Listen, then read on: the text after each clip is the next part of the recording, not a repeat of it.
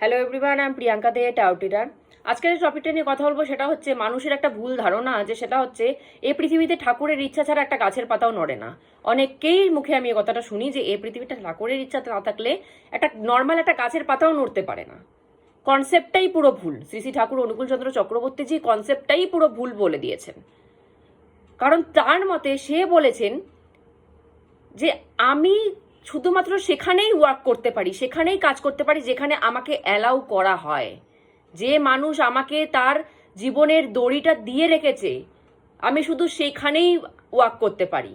যে মানুষ আমাকে জীবনের দড়িটা দেয়নি, তার লাইফে যা কিছু হচ্ছে সেটা আমার দ্বারা হচ্ছে না। সেটা পুরোপুরি সে লিখে গেছে, পুরোপুরি সে বলে গেছে। যেটা ভুল কথা যে আমি সবকিছু করাচ্ছি না, আমি সবকিছু করাচ্ছি না। একটা মানুষ যে নিজের প্রবৃত্তিতে চলে, প্রবৃত্তি মানে নিজের ইচ্ছা মতো চলে, নিজের মনের ইচ্ছা মতো চলে, নিজস্ব কোনো পার্সোনালিটি নেই, মন যা বলছে সে তাই করছে, সে নিজের মনের অধীন। মন বলছে একে মার্ডার করে দিচ্ছে, মন বলছে একে রেপ করে দিচ্ছে। কারণ মন মানুষকে খুব ভালো কথা একটা বলে না, খুব ভালো একটা সাজেশন দেয় না। মন মানুষকে সবসময় নিচের দিকে টানার চেষ্টা করে।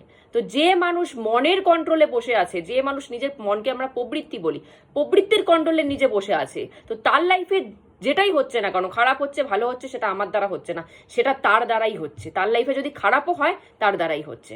হ্যাঁ, যে মানুষ আমাকে তার জীবনের রথের দড়িটা আমাকে দিয়ে রেখেছে, আমাকে স্যারেন্ডার করে রেখেছে, আমি যা যা বলি সেগুলো ফলো করে চলে, আমার রীতিনীতি সব ফলো করে চলে, তার লাইফে যা হয় সেটা আমি করি। তার লাইফে ভালো হোক সেটাও আমি করছি, তার লাইফে কিছু খারাপ হচ্ছে সেটাও তার ভালোর জন্যই আমি খারাপটা তার লাইফে করাচ্ছি। একমাত্র তার লাইফে সবকিছু আমার দ্বারা হচ্ছে। বাদ বাকি যেসব মানুষ নিজের ইচ্ছায় চলে, তার লাইফে আমি কিচ্ছু ইন্টারফিয়ার করি না। এটা ঠাকুরের একদম ক্লিয়ার কাট বলা আছে। তো এই কথাটাই ভুল যে একটা পাতাও গাছের ঠাকুর ছাড়া নড়ে না। না, নড়ে।